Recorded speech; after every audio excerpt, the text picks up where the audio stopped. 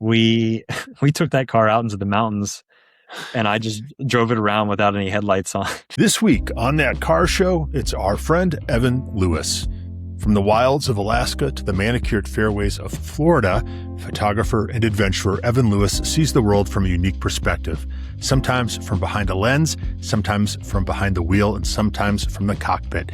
Evan joins us to talk about his GT3 RS obsession, why the Aston Martin DBX is the best SUV ever built, and yes, airplanes. We dig into his passion for photography, his love of Leica, the machines that inspire him, and the adventures that take him from Alaska to Florida and everywhere in between. It's photographer Evan Lewis, and it's That Car Show. Hey, it's That Car Show, and it is Car Week. And by the time you hear this, that's where I'll be, feeling very poor and probably a little hungover, but I don't care because after the Colorado Grand, Car Week is the car thing I look forward to each year. No, it is not Jump the Shark, even though our buddy Angela's Death Highways Car Week video is a masterpiece. In any case, I know I'll see a lot of you listening there, so please do say hello if you see me. I will have a pocket full of That Car Show stickers where all my cash used to be. And to be honest, we were just going to run a best of episode this week while we're in Monterey. But then I saw that we were doing really well on the automotive podcast charts, especially in India, of all places, and wanted to keep that streak going. So here we are.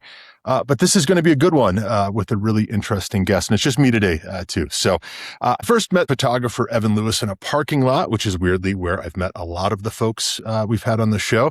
Evan was in his 991.2 GT3 RS, which I suppose is nothing unusual, except that Evan was in his early 20s at the time. He was holding a Leica camera, too, which is a combination you don't see every day, at least not in Evergreen, Colorado. And while I almost didn't approach him that day, I'm so glad I did because Evan has become a good friend, and he also might be the most talented automotive photographer I know. And that's saying a lot because I know a lot of automotive photographers. But Evan and I got to hang out a bit recently, getting some driving and some photography in. In any case, welcome to the show, Evan. Thank you. Yeah, it's good to be here. Good to see you again, Ryan. We were just talking before we hit record a few years ago at least, you did a couple of episodes of the Steering Committee, RIP. So, Evan, let's set the scene with your car credentials, because I think this is one of the things that sets you apart from a lot of car photographers. Specifically, you are a fan of the 991.2 GT3 RS. You've owned, I think, 3, or is it 4? Three of those. Okay. Yeah. And I think most remarkably, you've put over 50,000 miles on them collectively, and you have not lost a cent. So what's the secret? Ryan, I don't know that I know the secret. I just know that, it seems to be the trend that if you purchase pretty much just any semi-modern Porsche, you just don't lose money on it. And yeah, I've kind of had ups and downs like over the last, couple of years as far as like the values of the cars, but for the most part, they've maintained their value. And then very recently, they've just continued to go absolutely insane. So I've been very fortunate to have been able to own a good, I guess 3 of them and put a lot of miles on them and at least break even or make money on them. Yeah. And you've driven not just highway miles. You've taken these cars off pavement. I recently were in, I think, Utah, and you took a car off road. Yeah, not just the salt flats, but like you were kind of like overlanding it in this GT3 RS. Yeah, I definitely have done some questionable things on the GT3 RS platform, but it's always for the cool photos. So yeah. Always trying to find new cool places to take pictures.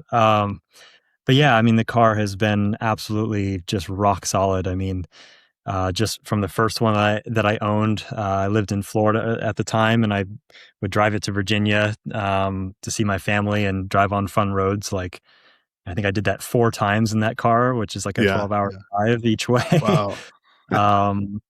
And then the second one I owned, I had out in Colorado when I lived here, and did all the Colorado mountains, and that's when I met you. And then the most recent one, I take back and forth between Florida and Colorado. I ship it out there. I don't drive it, but it's been driven to Utah and all over Colorado. So yeah, they definitely get driven. Your car is always clean too, so I'm not quite sure how you do it. But you're a lesson for the rest of us who sometimes are a little Uh, funny about, putting miles on cars. So it's a car, and it's honestly one of the most robust cars I've ever owned. it it, Despite it it being a really is. low sports car, it's really been reliable and fun to drive. So Yeah, that thing is built like a vault. You let me drive it a few weeks back and traded mhm. keys with you in my GT4, and I love my GT4. I'm the biggest proponent of the Oh yeah, GT4 and the Cayman platform in the world. But getting into your car was like, leveled up, right? I mean, it just felt like that much better, that much more, which is cool. Are you a fan of the 992 GT3 RSs at all? I have mixed feelings about it. Yeah, I got to drive one. I did a photo shoot of one of my friend's cars, and he let me kind of keep it for the day. Very fortunately, and yeah, I got to yeah. do some sporty driving in it as well as highway miles. And um, yeah, what do I think about it? I think that it's an incredibly capable car. Yeah. Just taking it through some corners, while of course my car feels incredibly stable and precise, somehow this car even feels more planted and more precise. Of course, you're really not going to get the benefits of the extra Right. aero, unless you're on the track. But yeah, I mean, they did a phenomenal job with that car.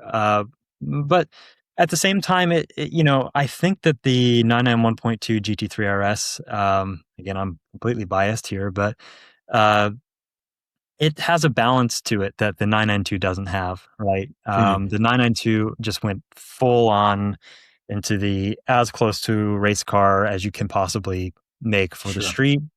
And there, in that, you're compromising the storage space. You don't have a front trunk anymore, so Right, right. completely cuts down on your usability of the car for doing trips like Utah or something like that. Sure. And then I think that while it is an extreme design, I think that the 991.2 has a lot cleaner, more subtle lines. Still flies a little under the radar, which I like. So yeah. Yeah, yeah, yeah. I've Mhm. not driven one, but I know that I don't want one. And Yeah, that's crazy. I take your 991.2 all day long, but to me, that's kind of, and maybe it's, the Porsches just, in general moving forward. yeah, I don't know. There's something about, there's certain generations of 911, right? Like 997, just great generation, especially the dot right. twos, right? The 991.2 is just great. The new one it's not just it's not just one jump. It feels like two or three jumps, and it's in a Yeah, direction I just don't know that's for me. So, yeah, definitely. yeah.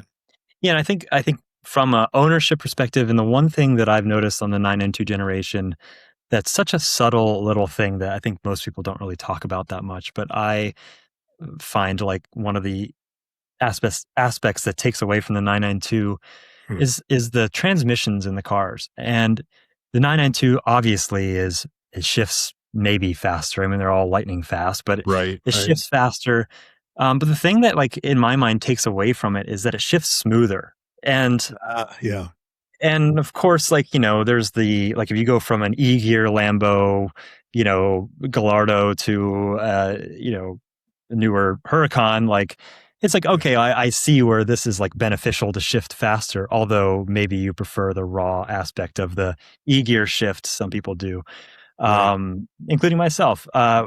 But, obviously the PDK transmission and the GT cars from Porsche are incredibly fast. But the one thing I got and get in my car, like when I downshift, especially, is like there's this extra little like I don't know how to describe it, like kind of vibration or like you feel like the car's getting punched, when Right, you down. right, It feels right, powerful. right. And then also when you upshift, sometimes the car rewards you with like a nice like pop out of the exhaust between Yes, it shifts. does. Yeah. And again, very subtle little things that just you know are there, but aren't there on the 992. The Right. 992 and the Cayman GT4 RS, which I owned for a little bit, Right. were both very, very smooth shifting cars. So lightning fast, extremely responsive. As soon as you Yeah. click the button, you're in the gear, but just lack that extra little umph that makes that Yeah. shift Yeah. special. And I'm in my car. Yeah.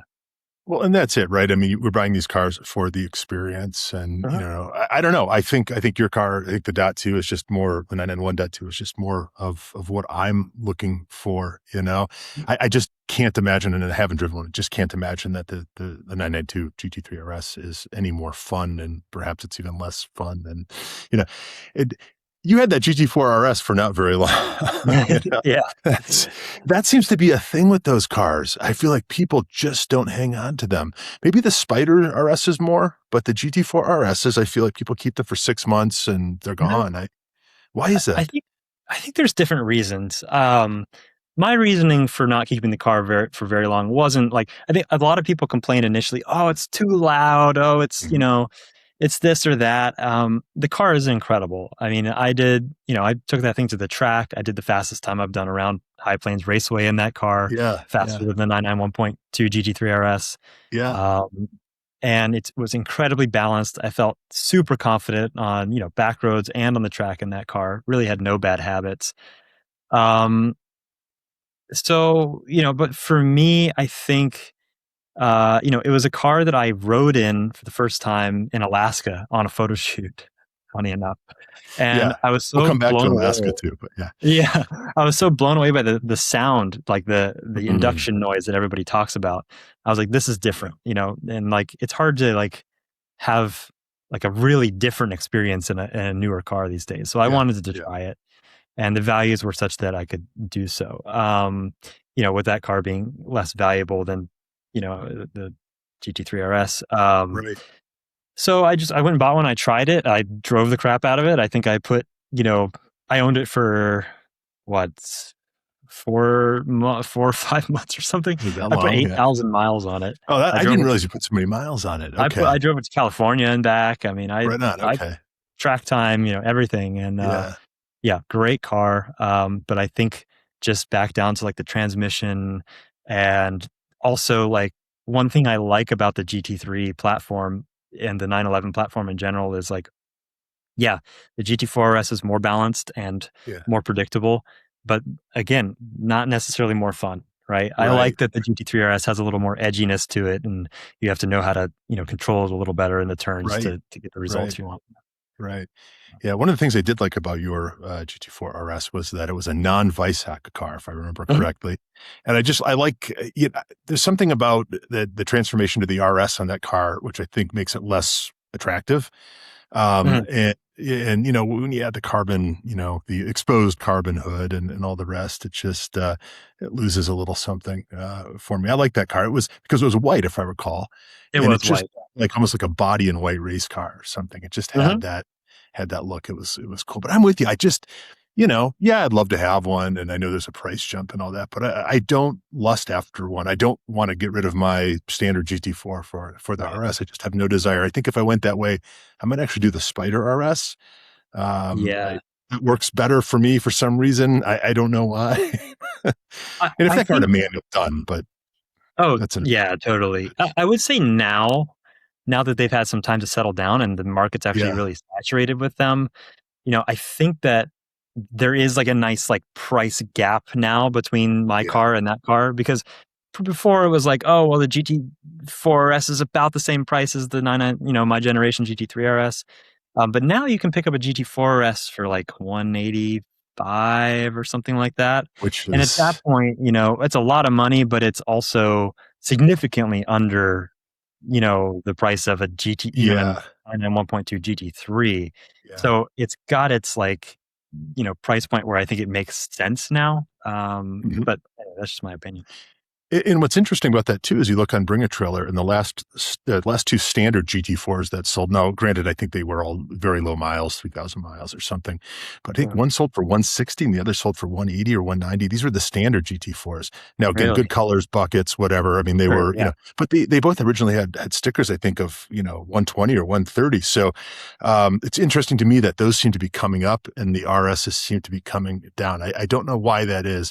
And maybe they made more RSs. I don't know. I feel like I see them everywhere anymore. But it's an interesting, I think it's just an illustration of people buying at the end of the day what they really want, and that's Mhm. manual transmission and that. But Right. But your car, the 991.2 GT3 RS, I think will go down as one of the greats. It's just, yeah, it has it all because it has the looks, it has the, has the feels, right? It has, Right. and Totally. of course, it doesn't have a manual, but that a manual wouldn't really suit that car anyway, right? So that's, Yeah, exactly. I yeah, wish yeah. the GT4 RS had a manual. I think that car I would be know, I phenomenal with know. a manual. I would But want that, and I predicted, and apparently I was wrong. I thought before they ended 718 production that they would sure as shit come out with a manual RS. I just thought mm. because they would sell every one, right? We keep hearing Yeah, about how absolutely. Porsche Yeah. is, low on cash and everything else. I mean, there you go. Why wouldn't you have done that? They could have made them 500 grand, and I think people would have bought them. It's Yeah, just it would have been the same thing as the 911 ST and all that that's other, right. Yeah, everybody, yeah, whatever they yeah. make, somebody's going to buy. So, Well, and I think yeah. I told you this too, but I recently drove our friend Tom Horan's 911R, which I'd never driven. And this was a really great one. Black stripes on a non-metallic black body, had that brown Yeah. interior with the Pita. It was just That's my stunning spec. car.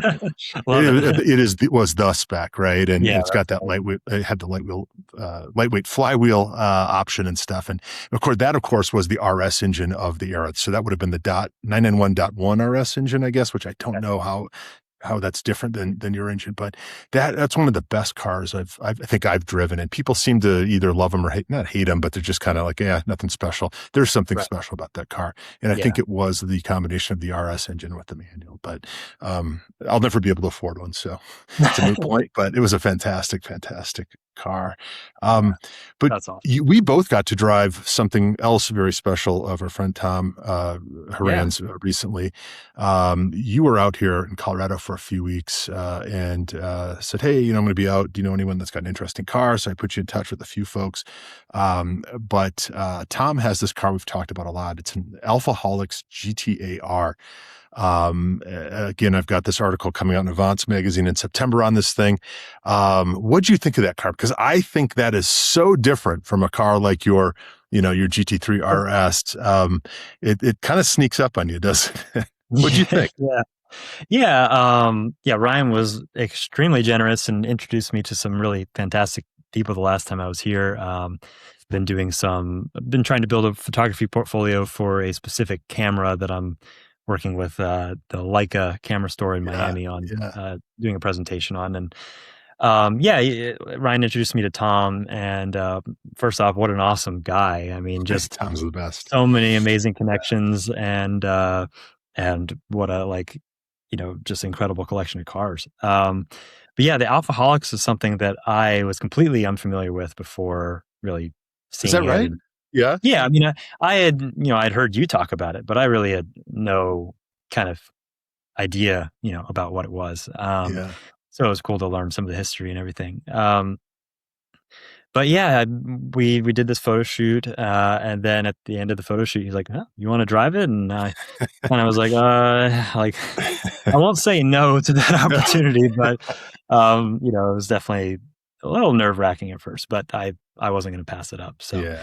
and we were in a easy park to drive it Yes, yes, in. yes. And of course, immediately got it and installed it. you know, I think I did the um, same thing, Evan. yeah, I feel bad. It's a tricky car to it get to is. drive smoothly. Yeah. It is tricky to drive smoothly, but it was it was just it's like the epitome or like the pinnacle of like what a raw driving experience Yeah. is, right? I Yeah. mean, ultra lightweight. You got like a heavy, touchy throttle. Right. And then there's the standard. I think it's a 5-speed transmission. Yeah. Everything about the car was mechanical. Yeah. Down to when you started it up and you hear, was it the flywheel or whatever that makes that Yeah. Yeah. metallic Yeah. zing Yeah. sound? I mean, it was just so Sounds like cool. something's broken, but it also Yeah, sounds it does. amazing and cool. Yeah. And yeah. Um, but yeah, and yeah, I mean, driving that car took me, maybe 3 or 4 minutes of kind of shifting Right. the gears to get used to it. It was definitely very unlike other cars I've driven. But everything is, steering super tight and weighted correctly. The Yep. throttle, I think the hard part of getting it into first and the reason I stalled it is because the throttle's got like an initial weight to it. So you got to kind of Yeah. like, you don't want to, I'm like definitely not trying to rev it too much, Right. and I just didn't rev it enough. So, But well, once I got the hang of it, it was pretty easy to drive. But yeah, the throttle response, the power, and everything was just like balanced, but in like a Mhm. super like race car Yeah. raw, like Yeah. really takes you back in time. Yeah. Um, Yeah. and I think that most people don't have like a reference point for that car. Right. Um, but there's one car that when I drove it immediately popped into my head. Hmm. When I was learning to drive manual, I have this good friend back in Virginia. His name's James. He's got an incredible collection of cars, and he's got Countach, Mira, Ford GT, Nice. you name it. But one of the cars he has is a BMW 1600 Ti that has Uh, been race modified by Alpina. Uh, wow. Extremely rare car. Yeah. Yeah. But I got to work on it with him, and you rebuilt the engine, and uh, Cool. got the thing driving again. And then that was pretty much the car that he decided to Yeah. teach me manual on. It's incredible. Um, so it's just, I mean, really cool experience. But yeah, that's my closest reference because Yeah. Yeah. when you get on the throttle, it has that instant kind of like punchy, feel to it. It has that same kind of like, raw, like kind of whirring. I don't know how to describe it, Right. but, I mean, the Alphaholics was like the steering felt way better and everything else. But it was cool to like kind of see that era of car and then compare it to the Right. Alpha. Yeah. Yeah. Yeah. No, I think the stuff you picked up on is really right on point. I talked about this before. I struggled just getting my foot to fit in the pedal box. I don't know if that's Mm. the air conditioning unit or whatever that hangs down below. If that wasn't there, it'd be a lot easier. But Yeah. then, the arc of the pedal is tricky, and then you compound Yeah. it with it. It is heavy. Yeah, but it's a satisfying car to drive, and Oh yeah. you know. It's one of those cars you look at it and you wouldn't think it's what it's worth. And then you realize, it's got all these carbon fiber parts and titanium suspension bits and everything. An exceedingly rare car. I mean, I'll probably never have a chance to drive another one ever. And so I'm so Right. glad, you got to drive one. And Tom's been so generous, with his fleet. So many of the cool cars I've gotten to drive for the past few years, have his name on the title. So, thank you, Tom. Yeah, he's a great guy, a good friend, has had some amazing cars come Yeah. through. It's, Hey, you know, go ahead. oh, Yes. they make like what, two of those a year? I think he said they were on number Yeah. Something like 31 ever. Like that. Yeah. insane. Yeah. Yeah. Yeah. They're pretty special. And of course, the argument is, would you rather do one of those or like an Emery car, right? Like an Emery 356, an Outlaw. Right. And I think because he also owns one of those and he's been, gracious in letting me drive it. I think personally, I'm in Camp Emery. Okay. I know Dan McGinnis, our buddies listening. He's firmly in Camp Alphaholics. I don't know. I Hmm. think I need to spend more time like you. I was behind the wheel for, 30 or 40 minutes or something. And he's sitting next to me. I'm going to be very, very careful. You get in that car and realize there are no side mirrors. Right. So you're merging onto the highway or whatever, and you gotta, crank your head around. A real rewarding car. One of the things I didn't do when I drove it, again, trying to be careful, I didn't rev it to redline. And that's one of those cars that just keeps building to redline. And then Tom gets in Hmm. it and that, he's giving it that last 1,000 RPM and then the car really, really came alive. But, special Yeah. thing. Just a cool thing. So another cool car that you've driven, because you bought the thing, is a car I've not spent any time with. It's a car you hardly ever see. It's your daily, exceedingly rare, I think, at least on US shores, but the, Aston Martin DBX. This is the SUV, if you want to call it that, of the Aston, Martin lineup. What Yeah. drove you to this? Yeah. Curious. So I worked at the Lamborghini Sarasota dealership for a while. I got to drive a lot of cool cars. I got to drive a lot of Urises, which right is like one of the competing cars. Yeah. And then one day, I guess somebody who had worked at the Aston Martin dealership brought over their like brand new demo, Aston Martin DBX, Mhm. and I got to do a short drive in it. And ever since then, I was like, that is the best SUV I've ever driven. Really? And Like yeah, the and best SUV ever. yeah, yeah. Yeah. Okay. Interesting. Yeah. um, Yeah, I Well, mean, I know it's not the Urus. I know it's not the right. Urus. Yeah, exactly. Yeah. I mean, well, okay. I mean, obviously, best is very subjective, right? So, like, what's the best about it?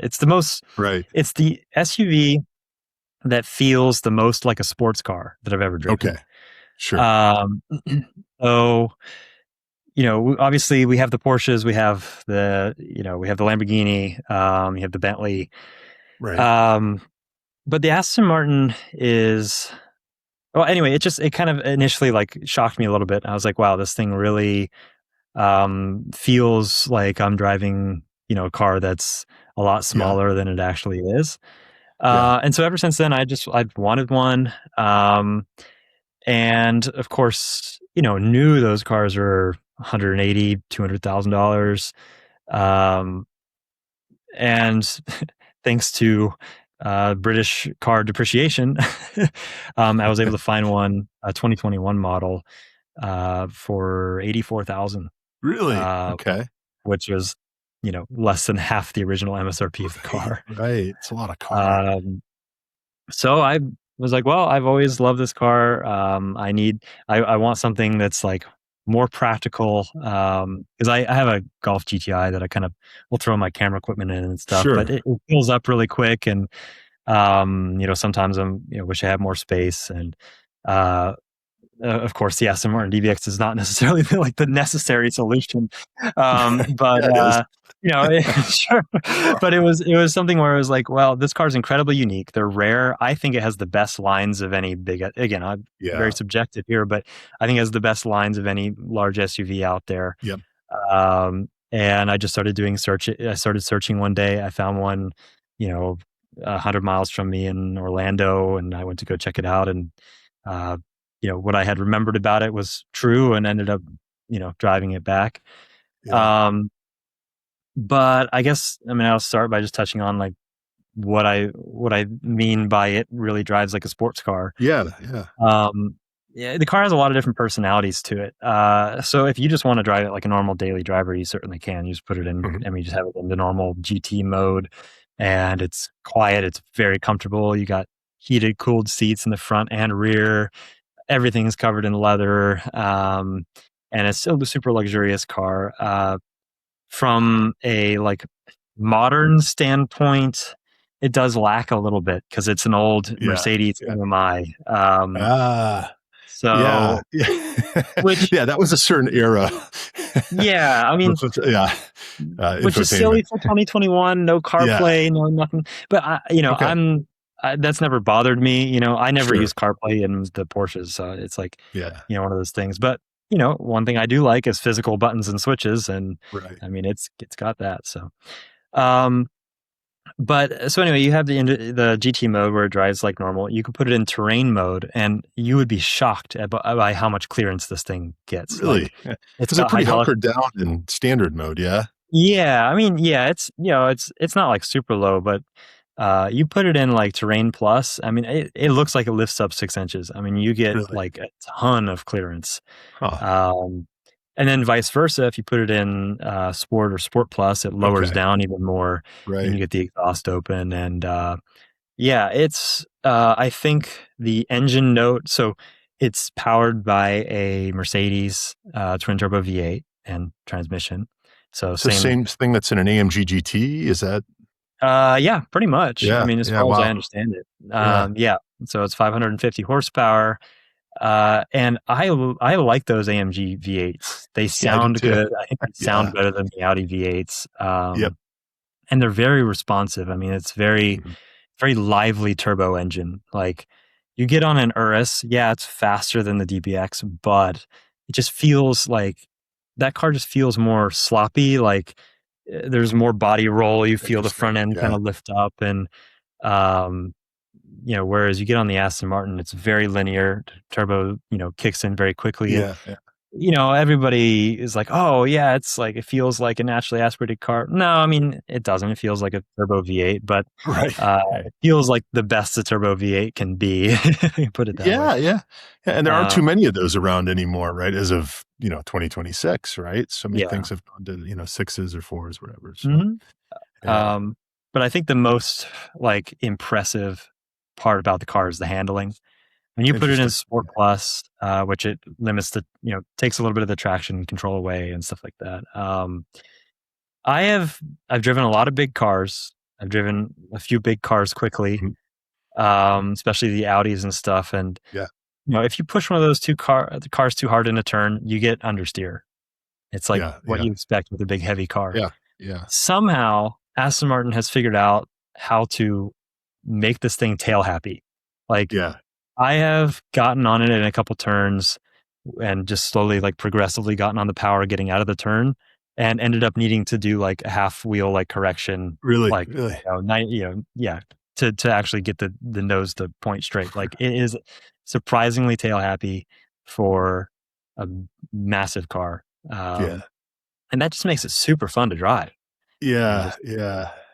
and it's, I mean, yeah, I know. I think they look great. I don't know if there's really any particular criticism, levied toward them when they were new by the journalists or what have you. I just, at 81 grand, that's so much car. I mean, that's not nothing, but I mean, that's so much car for the money. I mean, I don't know if do you remember the Aston Martin Signet?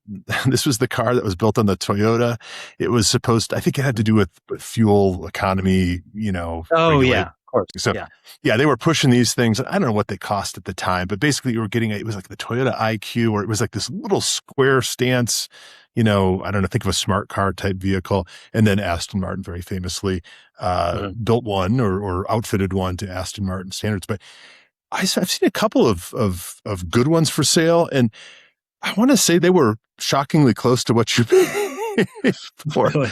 for the SUV. I'll have to, someone check me on that. But, I think those are 3-cylinders. I think they made one with like a V8. I think they made one. But the point is, I think that car is probably only going to go up over time too, because people are going to realize what a wonderful and kind of what a novel thing, that it is. Right.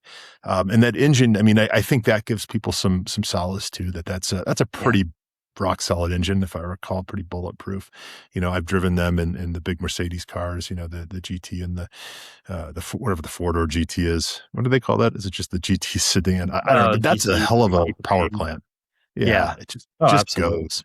Mhm. Yeah. It's like, I liken those cars, especially the sedan, to like the world's best, like Charger, right? Where it's like engine forward, right? Right. Power forward, and everything else kind of follows. But, no, that's cool. I just, it's not every day you meet someone with a DBX, let's talk to them. So I wanted to, Yeah. yeah, I don't know. Now I'm kind of into those. I've been going down the DBX rabbit hole. Might Yeah. want one of those. Yeah. Yeah. I mean, so far Cool. so good. Just come to Florida and test drive it. Yeah, I need to do that. So, speaking of Florida, have you ever done Amelia in Florida? I haven't done any of like the major car gatherings. So no car week either, huh? No. Yeah. It's one of those things like it would be fun to go. I would enjoy it, Yeah. but Yeah. I also, I'm just very into like the more the drivers scene, out in the mountains driving Yeah. and getting together with friends. And I love seeing all the cool cars, but and I'm sure, obviously I see all the incredible pictures that get taken at Sure. Amelia. But it's never like a priority for some reason. I think it's just, I think, I love seeing the cars on the street. If I see somebody driving their Veyron or whatever, down the road, that's the thing. But to see them all in one place, I don't know. Yeah, maybe just it's not the same for me as it is for other people. You're quite a bit younger than I am, and it took me till I was 48 to go. I'm a fan, but like I said in the intro, it's still not as good as the Grand, and the reason why is because you get to see those cars in motion, you get to hear them and smell them, and not really touch them, at least not without the owner's permission. But and then those cars all have these amazing stories too, and you don't necessarily pick up on that just seeing them static somewhere. But that said, we'll get you out there. We'll break you down. I'd love to go. It's sure. It's just, it's overwhelming in all the best ways. And then the first time you go, there's nothing like that first time. It's just, it's like a hit, it's like, you've injected something into your veins where there's just so much everywhere all the time. And the people you see, you just don't know who you're going to sit down next to at lunch or whatever. It's fantastic. That said, I've got to leave in 36 hours and I have so much to do. car week. It's just, it happens every time. But you should get Mhm. out, if nothing else, for the photography. And I guess that pivots us into why you're really here. Now that we've sort of set your enthusiast credentials in stone, you very well may be the best car photographer that I know. And I say that sincerely. When I see one of your photos, Evan, I know, immediately that it's one of yours. So very curious. You shoot on Leica. You mentioned Leica. Leica Mhm. is like, if Leica were a car brand, where would you put Leica? Or where would you put Leica Oh, as far as? they would be like, I guess, I mean, if you want to be specific, maybe like a singer or something like that, like Yeah, in a way, because yeah, yeah. or just Porsche in general. I think Sure. they go hand in hand, because they're a brand that is very historically significant. They've been Right. around for a very long time. They were pioneers of the 35 millimeter film camera, and um, and they're known for making these precision mechanical cameras, um, at a quality that's, at least from a lens perspective, that's pretty much Mhm. unmatched, in the photography world. Uh, so yeah, I think that, Porsche or Singer would be a good comparison depending on which Yeah, light. yeah, yeah, yeah, yeah, yeah. And why Leica?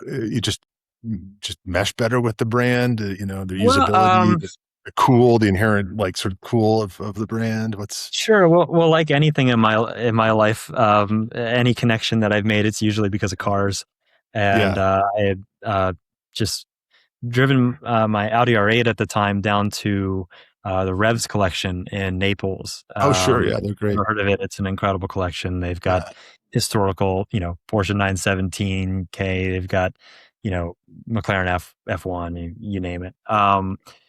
But I got introduced to this guy named Josh down there, and he happened to be the manager of the Leica store in Miami, and instantly just hit it off talking about cars, and ended up uh, getting hands on one of his cameras and got to play with it at the event. And he invited me down to Miami and got to basically just get my hands on a bunch of cameras and play with yeah. them, and just kind of fell in love with them at that point. And that was around the time I was graduating from college. I'd been shooting on Canon before that, so Okay.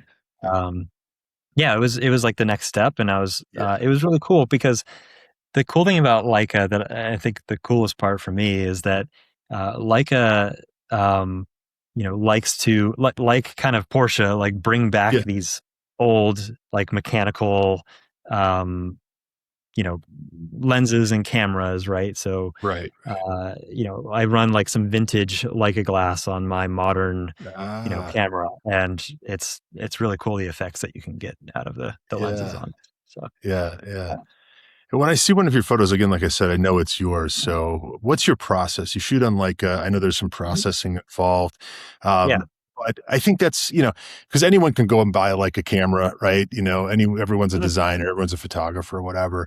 And so I think you really have to differentiate yourself with a unique style. So I can't quite put my finger on it, but again, when I Mhm. see one of your photos, I know that it's yours. So take me through your process if you wouldn't mind. Sure. Yeah.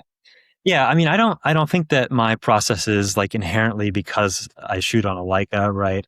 Um, I spent time in college, growing my, photography techniques. Right. Um, but essentially, well, let me think about this. It's like one thing to like do the process, another thing to like think Well, through it. you shoot all digital, Um, right? yeah, shoot all digital. Yeah. And so, yeah, I mean, I've like through the years kind of like taken the perspective of not just like, okay, let's like look at the car from the outside. Like, I want to like kind of make, whenever I photograph a car, I try to like make a series that kind of gives the viewer like an idea of the experience of Mm, being around the car, and what's it like to interact with it. So, um, you know, I usually start with a few kind of like regular, or not regular, but images of the exterior of the car. And one thing that I developed as a skill early on in my photography process is artificial lighting. mm, Initially through like long exposure photography, so doing what's called light paintings, which, sure. without an example, it's hard to describe. But essentially, um, doing these longer, you're capturing images over a longer period of time, putting light on the car to kind of bring it out of the background of the image Mhm. and create this really unique, look essentially. Yeah. And then from there, later in college, I started playing with strobe photography, which is, essentially the same thing as when, a portrait photographer brings a flash to a portrait photo shoot, except for Okay. I use like a giant, you know, Yeah. giant flash to light up the car.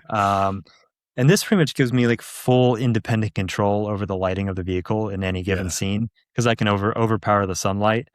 Um, and so, yeah, I mean, it's Wait, that bright. really? Like, if you pointed at somebody and fire the flash, it's like a flashbang. I mean, Okay. you go Okay. blind. Wow. Wow. Um, Wow. but yeah, so but it allows me to control, the lighting of the car and the scene, Sure. and so I use that to kind of try to show off the lines of the car to my best ability. Like, Yeah. so I basically will find the best angle for the car that I think is, like, and that just comes down to judgment. Like, what do I think are the best lines on this particular vehicle? Right. And then I'll, use a tripod, put the camera on a tripod and move the light around the vehicle, take a bunch of pictures in the same, the camera is oriented in the same spot. So then I can go in and then post production, stitch these images together and essentially create any kind of lighting that I want on the vehicle, Okay. which layered all together just kind of results in this beautifully lit image of the car. Yeah. Yeah. Yeah. Yeah. That's, I think, one of your signatures is the lighting Mhm. is so incredible. I Yeah. guess I never really thought about how you accomplished it, but Mhm. yeah, that's cool. That's cool. You do this in Photoshop once, what do you Yeah. quickly Yeah. you get the photos together? Most of the production is done in Photoshop. I'll layer the images together and they kind of go together like a puzzle piece, or Yeah. puzzle pieces where I don't necessarily know how they're going to fit together at the beginning. Right. But once I play around with the layers and bring some light into the image on, one layer or take away on another layer, it all kind of just comes together. And Yeah. I think, that process just comes from having done that thousands of times. Sure. Right. Yeah. Yeah. But yeah, and then after that, I do a bit of like color grading, post processing, and some Okay. Okay. plugins for Photoshop that make that easier. I see. And I generally try to apply kind of a more like film look to the images, so it's still a modern look, but it combines that modern look with um, I guess like this kind of more nostalgic feel. And I think that's maybe one of the things that's like hard to put hard to like see it and know what's Yeah. happening, but like it kind of really just adds to the feel of the image. Yeah. Yeah. Yeah. Yeah.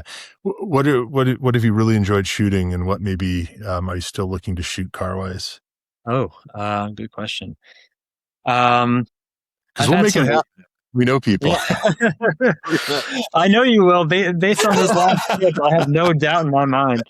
Um, No, I mean, honestly, one of my favorite photo shoots of all time recently, I can show you here. Yeah. I've Yeah. got a Please. picture of this Aston Martin, Oh yeah. That's Valhalla that good. I just did, and that was one of my favorites. I did that at Wow. the, airport in St. Petersburg. Incredible car. I did a long exposure for the taillights and then strobe lit the vehicle. That's cool. That's Um, so that's like one of my all-time favorites, just such a beautiful location and to yeah. sometimes you envision a photograph and it doesn't Yeah. come out, how you envisioned it. And sometimes you envision a photograph and it comes out better than you envisioned it. And that Yeah. was that case. That's cool.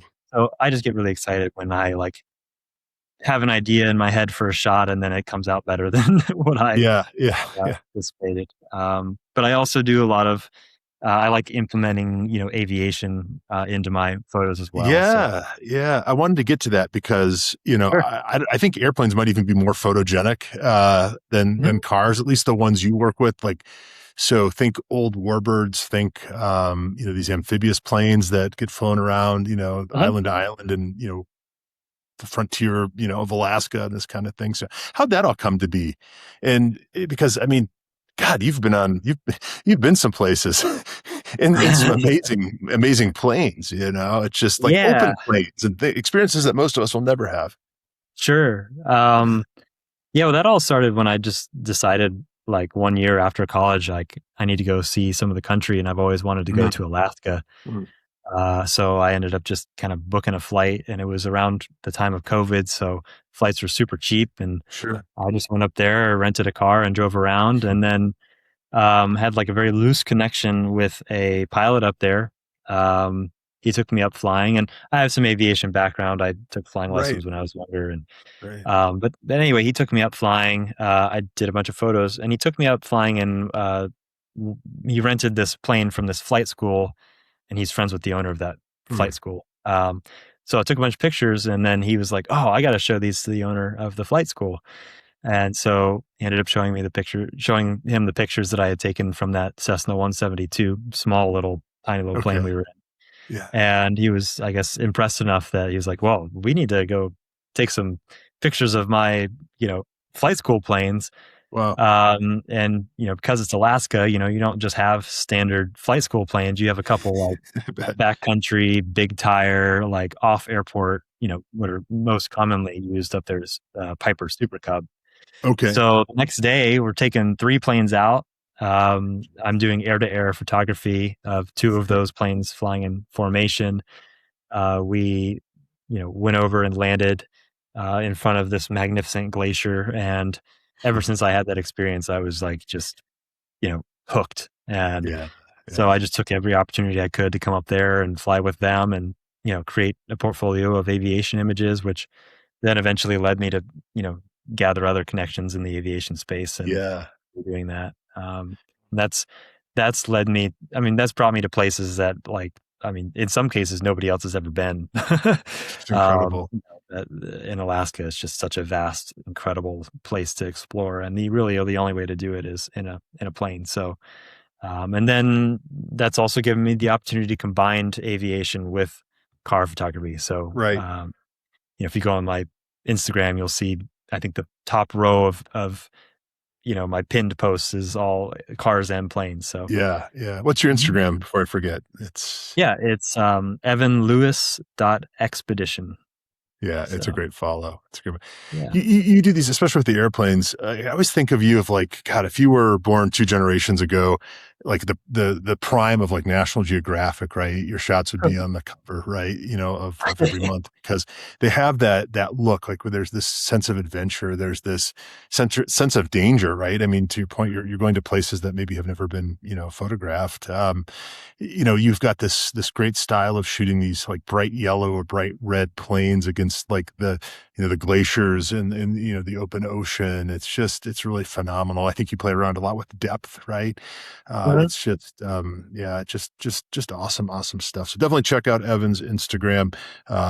It's a great follow, and it's also just fun to watch to see where you're off to next.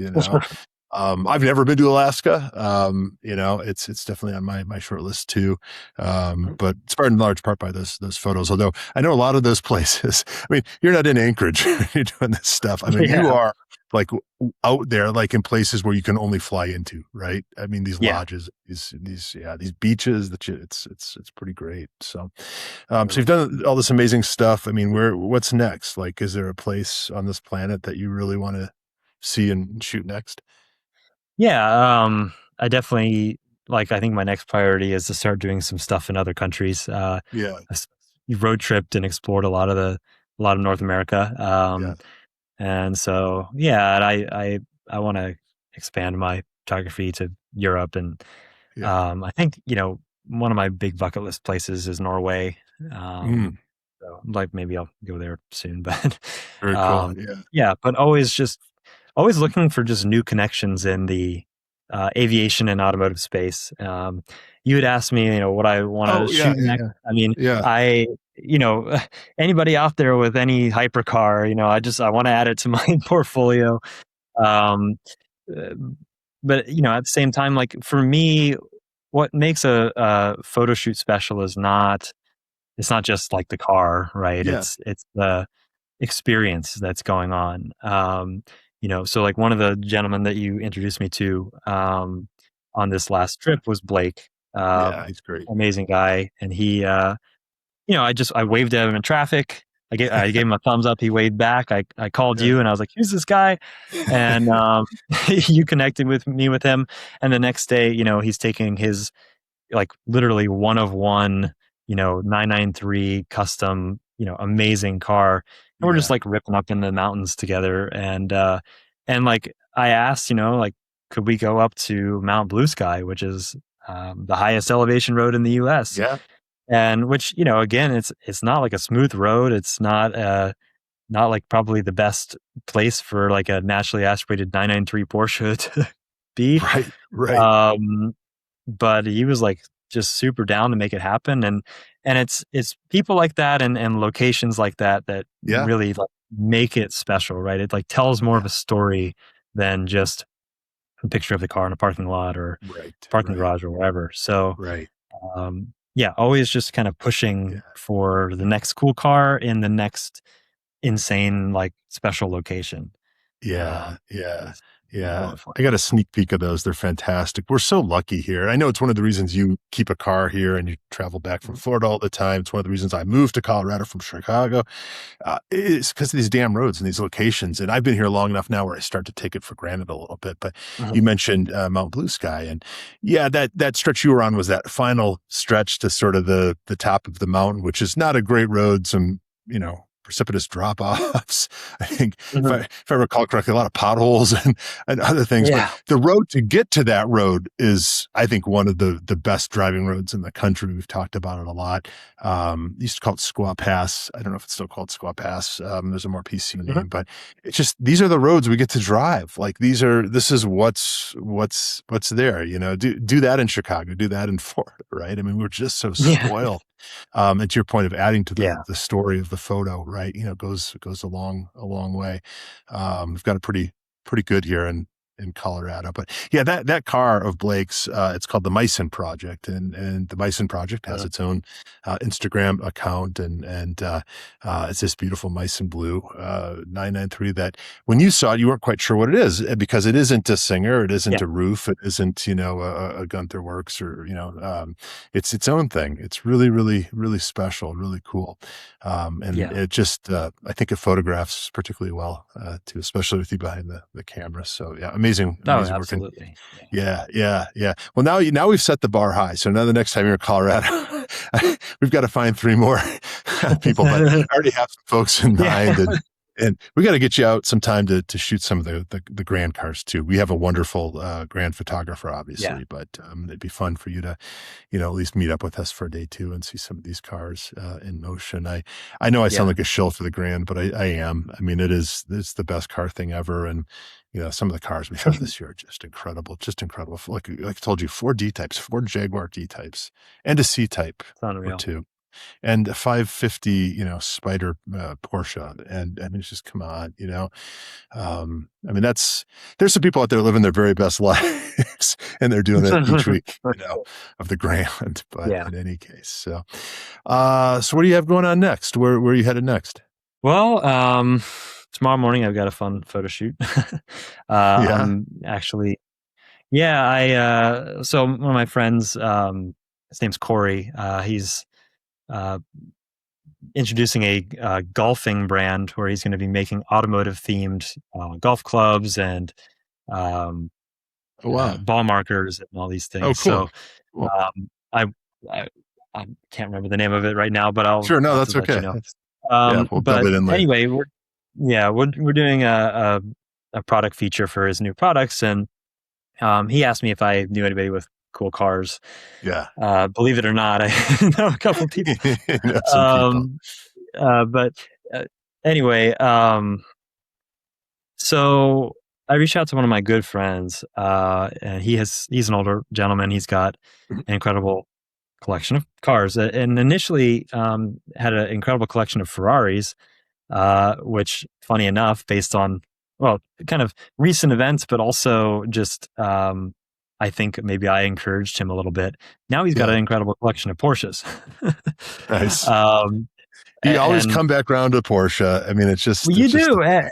and Yeah. just for any Ferrari owners out there listening, he is Ferrari obsessed. He's got Yeah. he's had pretty much every, model of the regular ones, Sure. 488 Pista. He's got a Speciale 458 Speciale Aperta, 488 F8, all the major ones. And then he started buying Porsches. So I kept Yeah. my GT3 RS in his garage because it's nearby my place and it's a nice place to keep it. Yeah. Last year, and I think he got so many compliments on the car in his garage that he got jealous. So he went and got himself a 992 GT3 RS.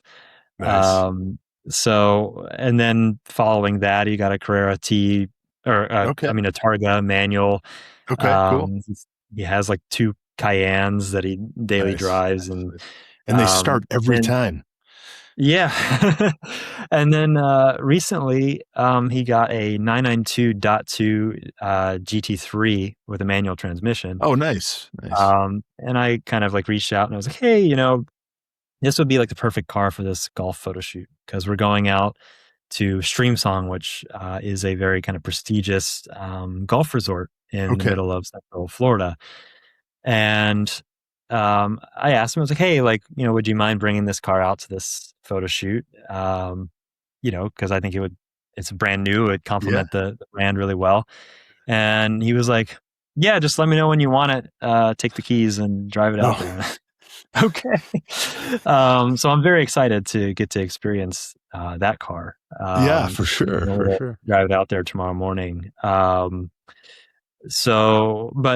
anyway, so that photo shoot tomorrow is gonna be really, really cool. I'm gonna have my friend drive the Aston Martin out because I feel like that's kind of like the, practical golf car, if you will. Totally. Yeah. And then I'll take the GT3 out there, and it'll be cool to experience that. And got a couple models, and it'd be a fun time. So that's kind of nice thing.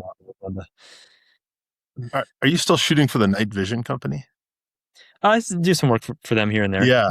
Now I still tell people about the time you came for a visit, and you had this big S-Class Mercedes, like an older one, right? So you already, it's like you're a Cold War spy, and then you pull up, you open the trunk, and in the trunk, like Pelican cases full of the most sophisticated night vision stuff I've ever seen. It was a moment for sure. That stuff was amazingly good. Oh, it's incredible. It's so fun. And cool. If you've never tried night vision before, it's like one of those things where you think oh, that's cool. I've tried that in video games or whatever. But when you actually try the real stuff in real life, it's remarkable. I think also on that same trip, I think I went with Oliver and maybe Dominic and, a couple of our friends. And, we took that car out into the mountains, and I just drove it around without any headlights on. I turned them on when there was traffic coming around the corner, but otherwise had them off and drove perfectly fine without any lights on. Lest the listeners worry, I guarantee you were seeing better through that night vision stuff than you would have with the headlights on that Mercedes. It's true. You can see farther down the road than the headlights. I mean, if there's a deer half a mile down the road, you'll see it long before you will with the headlights. So it's crazy. When you see that stuff and you hold that stuff, there's this inherent sense of responsibility. A man could get into a lot of trouble with this stuff. And it's I had no idea, to your point, of just the level that the tech had gotten to. But so cool. It was just you felt like you were, I don't know, some sort of spy walking around the neighborhood. It was pretty amazing. So that's you shoot for a wheel company too. That's another client of yours, right? That does aftermarket wheels. Anyone else you want to plug? Yeah. Oh yeah. Well, yeah. I got OE wheels that I'm shooting for on Wednesday. So they're great. So nice. And then I'll be back out there in Colorado towards the end of the month. So I look forward to doing some more driving then. So, all right. Well, it's an hour. I probably should let you go, but it's been a fun conversation. It always is. Appreciate your friendship and you doing this. And we should plug your website and your Instagram again. Website is Aerial, AERIAL, because apparently I found out it's hard to spell Ariel apparently. Aerial. It is. I tried to type it in my notes and it corrected me. Aerialautomotive.com is my Right on. photography website. And then, yeah, just my main Instagram is evanlewis.expedition. So those are the two best ways to see some of my work. Right on. Yeah. Yeah. Like I said, you're a great follow. And I'd like to give a couple of other plugs too for the show. As we head into Car Week, we had a couple of really wonderful guests recently who are very much Car Week adjacent. In fact, one of them runs Pebble. That's Vince Finaldi. He's the new Pebble Beach Concours president. That was a really fun one. Make sure you check that out if you haven't. And also Mecum Auctions, Chief Operating Officer Sam Murtaugh. I'm looking forward to running into both of those gentlemen in Monterey, but particularly good episodes. And especially if you're headed to Monterey, need something to listen to, please do check out those 2 episodes and give us a follow if you think of it, and give us a rating and a review if you've got time too. That's the stuff that puts us on the charts and will put us higher the charts in the US, not just India, although we appreciate that placement very much too. So Evan Lewis, always a pleasure to talk with you again. Look forward to seeing you the next time you're in Colorado, doing some driving with you. Hope to have you back on again soon as well. Yeah, likewise. It's been great. Thanks so much for having me, and definitely looking forward to it. Thank you. Well, this has been That Car Show. Remember, always be driving. And until next time, thanks a lot, Evan.